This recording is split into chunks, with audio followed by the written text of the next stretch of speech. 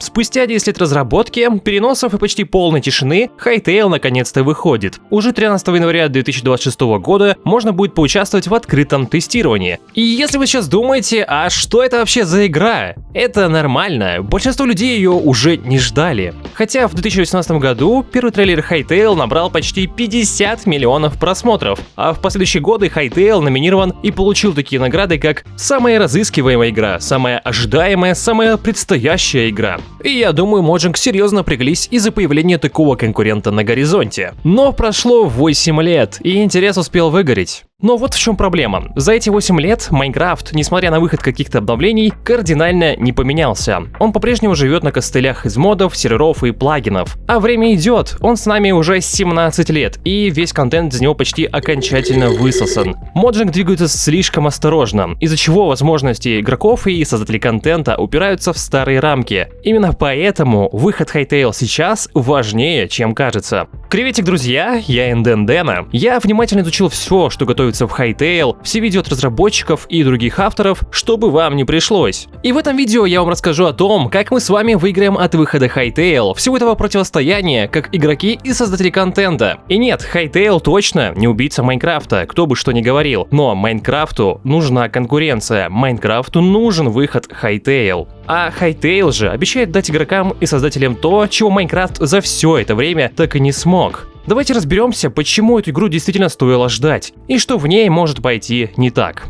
Заваривайте себе чайку, не забывайте, что нельзя кормить утку хлебом. Если вас игра заинтересует, в моем телеграм-канале сейчас проходит розыгрыш на несколько лицензий Hytale. Ссылка в описании, QR-код на экране. Напомню, больше актива проявляйте, больше контента получаете. Всех поздравляю с наступившим Новым годом, желаю приятного просмотра. Ожидания и разочарования. Почему хайп уже не тот? Начнем сразу с фактов и предыстории, как все это начиналось. Как я рассказывал в моем прошлом видео, Minecraft Разрушение началось в 2014 году, когда была изменена EULA, и сервера-проекты стали зарабатывать в разы меньше. И сервер Hypixel, его команды разработчиков, не были исключением. Они поняли, что нужно что-то менять, и начали разрабатывать свою игру, свой Minecraft в виде Hytale, но который будет во многом лучше. И уже 10 декабря 2018 года они анонсируют игру, выпуская трейлер, который собирает десятки миллионов просмотров. Игроков игра заинтересовала, все это выглядело в разы сочнее и динамичнее. В то время как в Майнкрафте в то время была унылая версия 1.13. Аудитория определенно хотела эту новую игру, как что-то свежее и интересное. Разработчикам стоило просто выпустить Hytale как есть. Команда Hytale создавали лучшую игру для игроков. Но вот анонс игры сильно затянулся, и в итоге вышло так, что игроки вообще ничего не попробовали. Ошибка Hytale в том, что в одном моменте они решили начать конкурировать сразу со всеми. И с Майнкрафтом, который они хотели превзойти, а также очень-очень зря они посмотрели на Roblox, который ощущается таким успешным с большой аудиторией детей. И да, это была лучшая возможность для Hytale заработать больше денег, чего в Майнкрафте на каком-нибудь сервере с его ограничениями сделать нельзя. То есть речь тут о том, чтобы повторить платформу Roblox, чем уже давно занимаются Mojang, развивая всеми силами версию Bedrock Edition, где они все строго контролируют и берут процент с каждой продажи. И у Hytale были все шансы сразу прийти к чему-то подобному, ведь даже к их финансированию на миллионы долларов приснился крупный разработчик игр Riot Games. Но в этом случае это привело бы нас к очередной донатной помойке по типу Роблокса, но возможно с большой аудиторией детей, которая смогла бы играть с разных устройств. Но после того, как разработка игры сдохла, игра была отменена, после Саймон ее выкупил у Риотов, и они с командой поняли, что нужно возвращать доверие игроков, которые и так слишком долго ждали. До того, как Саймон выкупил игру, они в целом были под контролем Риотов, и их целью было сделать игру, которая будет зарабатывать деньги. Но вот после выкупа они изменили свой подход, отказались от нового движка, на который потратили, между прочим, 4 года работы, и теперь конкретно заявляют, что будут работать в первую очередь над геймплеем. Есть следующая цитата Саймона. У игры невероятный потенциал, но 4 года инженерных работ ушли на перестройку движка, а не на разработку игровых функций. Это означает, что у нас образовался 4-летний пробел, и нам предстоит многое наверстать, а перестроенный движок никогда не будет использован. Теперь нужно сосредоточиться в первую очередь на игровом процессе и восстановлении доверия путем быстрого выпуска новых версий. Если делать выводы, как ни странно, мы, игроки, в итоге все равно выиграли, потому что ожидание Hytale подняло планку жанра и заставило рынок шевелиться. Даже Minecraft начал реализовывать реализовывать часть идей и становиться активнее. И если подводить итоги этой главы, Hytale была ожидаемой игрой, игрокам не хватало того, что показывалось в трейлерах, что игра обещала им дать. Но из-за просчета разработчиков, неправильно оцененных затратах, игроки получили 0 геймплея, длительное ожидание и разочарование. А что получил лично ты? И все же Hytale остается очень перспективным. Не потому, что в это просто нужно верить, а потому, что у него есть конкретные сильные стороны. Я разложу их дальше в видео по фактам. Но вот главный риск. Как аудитория примет игру сейчас, когда доверие уже подорвано? К тому же, часть того, чем Hytale когда-то выделялся, за эти годы частично было реализовано в Майнкрафте. Совсем скоро мы увидим открытое тестирование, и разработчики честно предупреждают. Версия будет сырой, это ранний доступ. Они выпускают ее именно так, чтобы не заставлять нас ждать еще годы, а начать улучшать игру вместе с игроками и фидбэком. Поэтому, ребята, здесь просьба простая. Не ждите шедевр за 10 лет. Настраивайтесь на стартовую недоработанную версию. И тогда шанс, что Hytale приятно вас удивит, будет выше. Будет также отлично, если вы поделитесь этим видео с друзьями, чтобы и они выходили в тест с адекватными ожиданиями. Теперь переходим к самому сладкому. Почему Hytale действительно стоит ждать? Почему он должен быть важен, а не просто интересен? Я намеренно не буду сейчас разбирать конкретный геймплей и фичи Hytale. Что-то из этого может измениться, выйти сырым или быть переработано. Давайте поговорим о фундаментальных вещах, которые с высокой вероятностью не изменятся. Первое. Современный визуал без костылей и высоких требований к ПК. Первое, что бросается в глаза в Hytale, это именно визуальная составляющая. Да, я напомню, что это все еще кубическая игра с процедурной генерацией и бесконечным миром, но подход к визуалу здесь совсем другой, нежели в Майнкрафте. Здесь изначально в игру заложены текстуры более высокого разрешения, продвинутые анимации, эффекты, динамическое освещение и более живые сцены. И если сравнивать с Майнкрафтом, из-за всех его накопившихся проблем с оптимизацией, всем этим он похвастаться не может. Если мы попробуем поставить текстуры высокого разрешения там, то даже на мощном ПК мы с большой вероятностью будем испытывать падение FPS и лаги. А что уж там говорить про шейдеры. В Hytale же изначально все это разрабатывалось с умом и возможностью игры с разных устройств. И притом для игры на таком уровне визуала заявляются довольно низкие требования к компьютерам. Конечно, окончательные выводы можно будет сделать только после релиза. Важно посмотреть, как графика будет выглядеть на разных настройках, но сам фундаментальный подход здесь другой. И важный момент. Визуал в Hytale можно легко кастомизировать, изменить под себя. Текстуры, модели, анимации можно менять как захотите, добавлять что захотите. Игра хорошо заточена под визуальный моддинг. Хотя есть некоторые ограничения, но даже они превращаются в плюсы. Эту тему точно стоит разобрать отдельно в отдельном видео на моем канале. Второе. Ориентированность на игроков и единый клиент игры. Hytale делает очень сильную ставку на удобство игроков. Про сам моддинг и пару глубоких вещей расскажу в следующем пункте. Но сейчас послушайте. Вот, казалось бы, банальные простые вещи. Replay мод, какой-нибудь World Edit или его эволюция в виде Axiom, потом BBS мод. Я некоторыми из этих новых штук начал пользоваться в Майнкрафте только недавно, а многие другие игроки вообще об этом не знают. И поверьте мне, это все безумно удобные и полезные инструменты для создания контента, но которые делают сторонние разработчики, а Mojang же даже не собирается официально их поддерживать. Hytale чувствует эту потребность игроков и просто взяли и добавили этот функционал как часть самой игры, чтобы вам ничего не пришлось даже скачивать. И если у кого-то появится сомнение по поводу необходимости этого, ребята, вам никто не навязывает использовать это, при том, что эти инструменты никак не влияют на основной геймплей, не ломают баланс и не вмешиваются в процесс игры. И сильный аргумент для этого — встроенные инструменты обозначают одинаковые условия для всех. Но одинаковые условия не кончаются на паре этих фишек. Разработчики Hytale сделали еще кое-что значимое, постепенно повышая уровень интересности, рассказывая, что там нас ожидает. И знаете что? Вот в Майнкрафте весь этот зоопарк с различными версиями, которые создают конкретную головную боль для многих игроков, которые, к примеру, просто хотят поиграть вместе. Один играет на 1.21, другой на 1.21.2, и вы просто не можете поиграть вместе. С модами и серверами все еще сложнее. Чтобы разобраться там, нужно иметь хотя бы диплом инженера. Hytale решает это очень просто. Один клиент для всех. Скачал ты, скачал твой друг, и вы можете играть где захотите.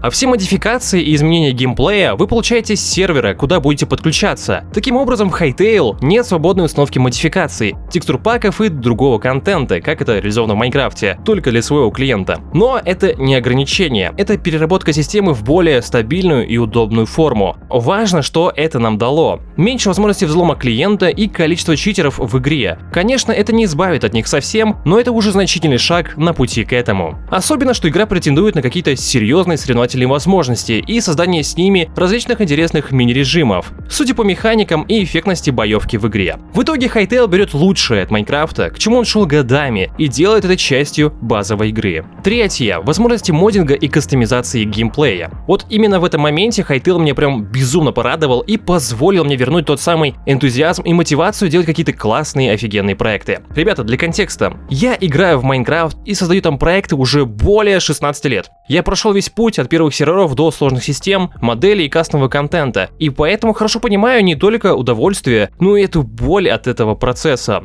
Кто-то играет в кубики, выживает, развивается, а вот другие играют в совсем другую игру. Создают скины, текстуры, сервера, проекты. То, о чем я пытался донести до вас в прошлом видео. В Майнкрафте слишком много трудностей и костылей, через которые приходится проходить. Да, полно безумно талантливых ребят, которые из всего этого выкручиваются, но им приходится именно что натягивать сову на глобус. Чтобы создать какую-то крутую, интересную модель того же босса, необходимо создать для нее кучу отдельных entity для каждой ее части тела или элемента. Обычно это невидимые стойки для брони. А их большое количество вызывают лаги на сервере. И потом, на эти все entity необходимо натянуть текстуры, которые также необходимо еще передать игроку, чтобы он их скачал через текстурпак. И тут тоже могут быть свои проблемы. И при том, все же возникли очень классные проработанные сервера с кучей классных моделей, например, как Origin Realms, MCC, Iceland, Walmart и другие. Не знаю, какие еще есть, можете написать в комментариях. Интересный момент, что совсем недавно эти гении на Mojang решили расшифровать исходный код Майнкрафта, чтобы разработчики сообщества могли легче и удобнее создавать что-то для игры, не играя в угадывание, где и как нужно писать свой код. Ох, сколько же возни было с тем же NMS. Уже здорово, уже какой-то шаг со стороны Mojang навстречу сообществу. Если кому-то интересно разобраться, что как там отменили, посмотрите это видео моего знакомого, опытного Java-разработчика, который все хорошо объяснил и ответил на возможные вопросы.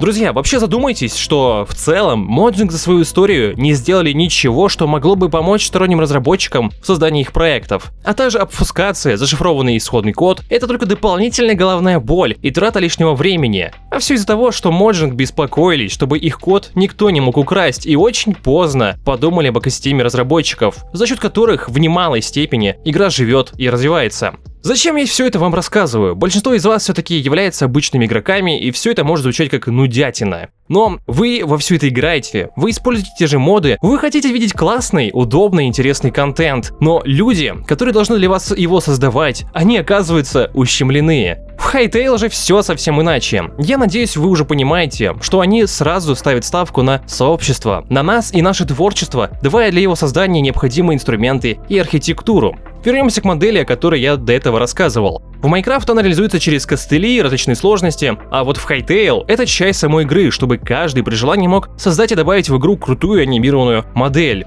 Hytale официально сотрудничает с Blockbench, кто не знает, в котором можно создавать и анимировать различные офигенные модели. И теперь давайте про самое волнующее: сам моддинг, установку модов, текстуры и прочего контента. Главное, в Hytale более легкий и стабильный подход, чем в Майнкрафте, где все это держится на костылях. Окей. Да, как я рассказывал вам до этого, мы не сможем устанавливать моды и текстуры на наш клиент только для себя. Зато мы сможем устанавливать моды и текстуры на сервер. Но здесь нет ничего трудного. Ваш одиночный мир Hytale, в который вы сможете зайти, это и есть ваш сервер. Пропускаем пока момент надежды на то, что все это будет работать стабильнее и не в одном потоке. И то есть, вы устанавливаете моды, какой-нибудь другой контент, приглашаете туда друзей, и им не нужно ничего скачивать. Они сразу получают всю сервера, все моды и текстуры. Как мне кажется, это именно та проблема, то, о чем мы мечтали. Если вы не поняли, каждый отдельный сервер может являться отдельной модовой сборкой со своим геймплеем, но скачивать нам вручную ничего не нужно будет.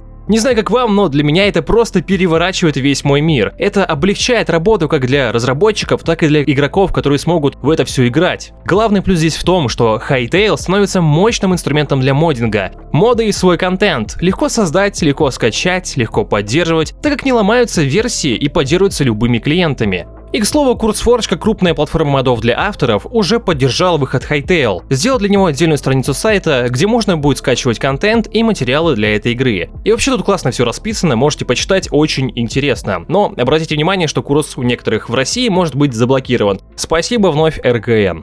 Четвертое. Hytale как игра-платформа. Важно понять, что игр-платформ, которые являются Hytale, не так много. Они выходят очень редко. Большинство игр все-таки представляют из себя скачал, прошел и забыл. И какие платформы вы вообще знаете? Roblox, ну, с ним все понятно, тот же Fortnite, Garry's Mod и, конечно же, Minecraft. Но с ним ситуация такая, что платформу в нем создали не разработчики, а само сообщество. Тут аргумент за Hytale. Он претендует быть и инструментом, экосистемой, средой для серверов и контента. Пятое. Ценность конкуренции от Hytale. Как я и говорил ранее, Майнкрафту нужен Hytale и конкуренция от него. И даже если Hytale не станет очень популярным, Майнкрафт уже начал заимствовать идеи, игроки получили альтернативу, рынок перестал стагнировать, и в скором времени мы можем ожидать еще более активное развитие обоих игр. Выходит так, что конкуренция — это выигрыш для игроков в любом случае. Реалистичный прогноз по Hytale. Точно, что мы можем заявить, Hytale никак не сможет сдвинуть Майнкрафт или там обогнать его по популярности. Майнкрафт слишком уж долго с нами. В нем массовая аудитория детей и настоящая привычка возвращаться в него играть, когда все остальное надоедает. Вы и сами это можете подтвердить. О Майнкрафте знают все и везде. Его мерч, кружки, футболки, фигурки и прочие приколы продаются везде. Просите свою бабушку, она точно будет знать, что такое Майнкрафт. Да и цифры продаж лицензий Майнкрафта, которые растут каждый год, говорят сами за себя. Hytale же — это амбициозная игра, которая обещает нам большие возможности, но в плане маркетинга она изначально проигрывает. Чтобы объяснить, что это за игра, скорее всего будет использоваться подход «это Майнкрафт, но лучше» или игра от разработчиков сервера в Майнкрафте Hypixel. И раз я сказал про Hypixel, у меня тут появились некоторые размышления, что будет очень сильный ход, если разработчики перенесут этот сервер в Hytale. Подумайте, какое же влияние это окажет на сообщество, что крупнейший сервер Майнкрафта просто уйдет в другую игру. Нет, конечно, скорее всего они оставят его и в Майнкрафт, но в какой-то урезанной версии, так как поддерживать его там невыгодно, чем разместить в своей же игре, где все это будет смотреться эффектнее, и там они реализуют более офигенные фишки. Но это всего лишь размышления. И так или иначе, я могу сказать, что если Hytale действительно даст все то, что он обещал и показывал, он точно наберет свою популярность, игроки обратят на него внимание, авторы, которые устали от моддинга в Майнкрафте, перейдут в него. Разработчики сами будут все это развивать и поддерживать, им определенно интересно создать поддержку и других устройств, телефонов, консолей, но это будет единая версия с комфортным использованием, а не то, что сейчас мы наблюдаем в Майнкрафт, где вроде все одно и то же, но создается настоящий раскол сообщества в виде версии Java и Bedrock Edition. У меня есть некоторые опасения за то, что на всю эту разработку по другие версии потребуется большое количество средств, и разработчики сейчас хоть и дают нам всем свободу, привлекают этим, но когда проект станет популярным и денежным, они могут не удержаться от соблазна, чтобы усилить контроль, сделать более жесткую централизацию и просто зарабатывать деньги с монетизацией по типу системы в Roblox.